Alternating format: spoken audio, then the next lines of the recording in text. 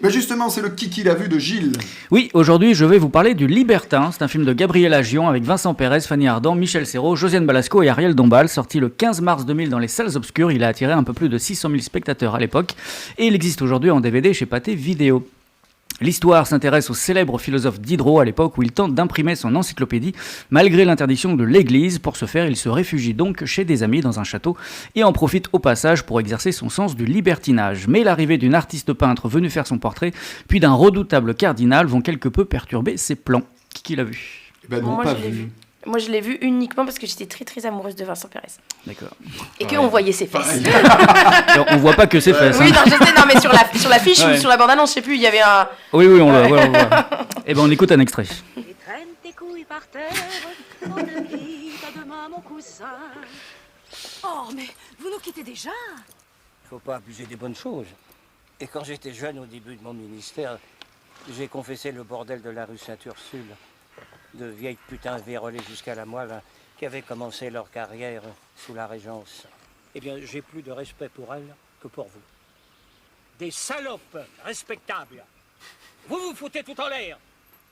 Vous prenez du plaisir. Vous gâchez le métier. Vous pervertissez le péché. Aïe, aïe, Donc un jour, alors que je venais tout juste d'atteindre la majorité, je suis allé au cinéma avec ma mère voir un film de cul.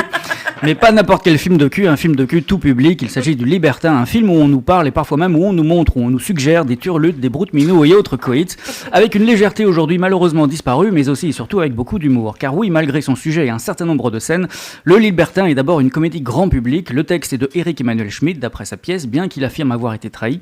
Et la mise en scène est signée Gabriel Agion, à qui l'on doit Pédale 12, Belle Maman ou encore la première adaptation de la série Absolument Fabuleux au cinéma. Et ici, fidèle à ses habitudes, l'homme ne se refuse rien, allant même jusqu'à mettre ses acteurs à poil. Et quand je dis à poil, c'est vraiment à poil, on voit tout. Qu'il s'agisse de Vincent Pérez, d'Audrey Tautou ou encore de Vaina Jocante, avis aux amateurs et amatrices.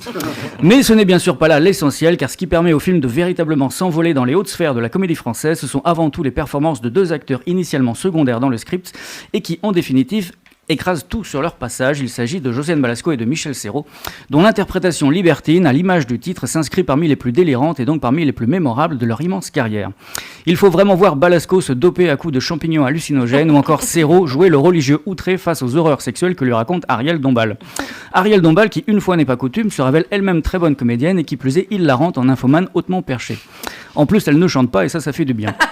Bref, une œuvre culte pour certains, immonde pour d'autres. À vous de choisir votre camp. Moi, c'est fait, j'adore ce film. Une opinion qui risque d'engendrer une certaine incompréhension chez certains. C'est pourquoi je terminerai en citant Diderot, justement. Je permets à chacun de penser à sa manière, pourvu que me laisse penser à la mienne. Merci Gilles. Mais de rien. C'est la première fois qu'on cite Diderot dans cette émission. Eh oui. Et j'en suis... C'est une citation qu'on devrait réécrire sur Twitter, je pense. Bah oui, t'as bien raison. Ça calmerait un peu les gens. Donc le Libertin, c'est pas un film sur Patrick Sébastien. Hein. Non, Très bien. il Non, aurait non. pu être dedans. Ah oui, il aurait pu être dedans.